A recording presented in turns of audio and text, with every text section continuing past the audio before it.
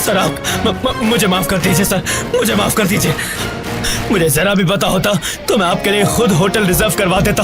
Sir please मुझे माफ कर दीजिए, आइंदा ऐसी गलती नहीं होगी।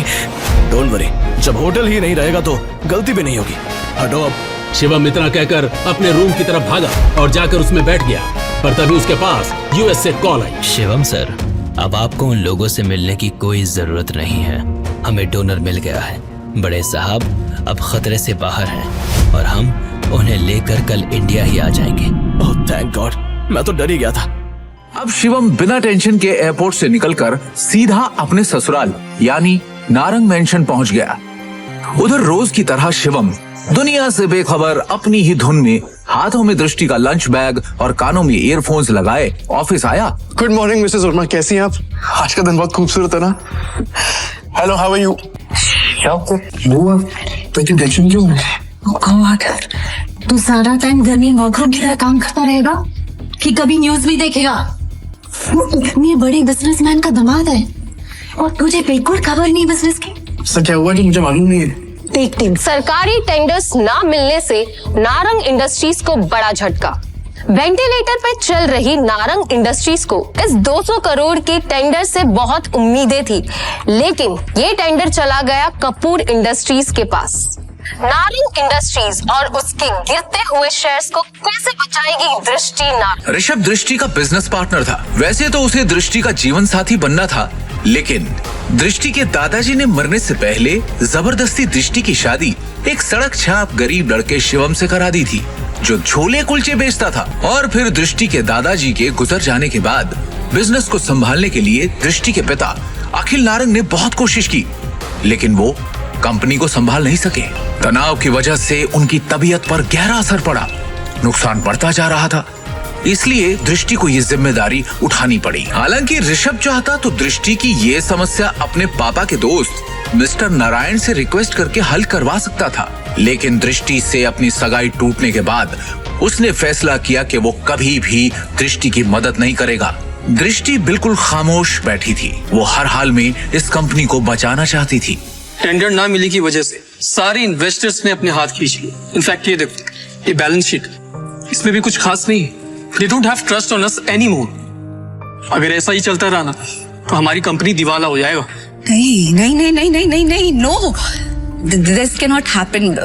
I can't let this happen. ये कंपनी सिर्फ कंपनी नहीं है। दादाजी ने खून पसीने की मेहनत से नारंग ग्रुप ऑफ कंपनीज को खड़ा किया था और इसका परचम सिर्फ हमारे देश में नहीं बल्कि विदेश में भी लहरा रहा है। बहुत मेहनत से दादाजी ने इसे कामयाब बनाया है। हमारी एक गलती की वजह से या कुछ ना कर पाने की वजह से मैं दादाजी की पूरी मेहनत को मिट्टी में मिलने नहीं दे सकती। We have to do something. I can't lose this company. This is not the option. आप सब प्लीज कुछ कीजिए। आपको तो कोई आइडिया होगा ना, कोई सोल्यूशन होगा। Somebody just find a way. दृष्टि बेटा, तुम्हारे दादाजी के टाइम से हमारे कुछ वफादार एसोसिएट्स थे जिनके साथ हम बिजनेस करते थे, लेकिन उनके निधन के बाद ऋषभ के निर्देश पर हमने उनके साथ डील करना बंद कर दिया। अगर तुम कहो तो उनसे मर्जर की बात की जाए। राजा काका, दैट्स नॉट एन ऑप्शन है। और वैसे भी आज की खबर सुन के मुझे नहीं लगता कोई हमारे साथ मर्जर करेगा। Mohit, let's look at other options. Meanwhile, what can we do? Raja Mouli उर्फ राजा काका दृष्टि के दादाजी के पुराने वफादार थे, लेकिन आज वो सिर्फ नाम के कंपनी एडवाइजर थे। नारंग इंडस्ट्रीज और उसके गिरते। Hello, yes ma'am, I'll get the files. अपने एक्सपर्ट से हम जानेंगे दिवालिया हो रही नारंग इंडस्ट्रीज का भविष्य। नारंग इंडस्ट्रीज और उसके गिरते हुए शेयर्स को कैसे बचाएगी दृष्टि नारंग? दृष्टि कहाँ पर है? शिवम, तुम घर जाओ, मुझे तुरंत ये फाइल्स देनी है मैम। दृष्टि से मिलना बहुत जरूरी है। I need to meet her right now, please. Shivam, जिद मत करो, घर जाओ। अब जा कर रही है? Meeting room. तभी मिसेस वर्मा दरवाजा खटखटाकर एक्सेस कार्ड की मदद से अंदर चली जाती हैं और उनके पीछे पीछे शिवम भी अंदर घुस जाता है। शिवम को इस तरह देखकर सभी लोग हैरान हो जाते हैं। दृष्टि, इस प्रॉब्लम के बारे में कुछ बात करनी है जरूरी, प्लीज। शिवम, इस वक्त नहीं, इस वक्त मैं बहुत ही जरूरी मीटिंग में हूँ और ये मीटिंग इस वक्त मेरे लिए बहुत जरूरी है। 5 मिनट दे दो। इन सब बातों के लिए इस वक्त मेरे पास वक्त नहीं है। प्लीज जाओ। 5 मिनट इस प्रॉब्लम का सोल्यूशन है। यहाँ मीटिंग चल रही है। मुंह उठा के आ गया साला फटीचर। और वैसे भी कंपनी के मैटर में तेरा कोई लेना, तेरी औकात क्या है? सबसे पहले तो साथ को यहाँ से निकालो। इसकी वजह से सारी गड़बड़ है। सृष्टि, अपनी डिसीजन खुद लो प्लीज। सिक्योरिटी, इसे बाहर फेंको। सर सर मैं यहाँ संभाल लूंगी, आप मीटिंग में वापस जाइए प्लीज। छोड़ो इसे, छोड़ो। मैडम लेकिन सर ने इन्हें बाहर निकालने को कहा है। छोड़ो इसे, ये कोई चोर है क्या? ये दृष्टि मैम के पति हैं और नारंग इंडस्ट्रीज के घर जमाई। भूल गए क्या तुम लोग?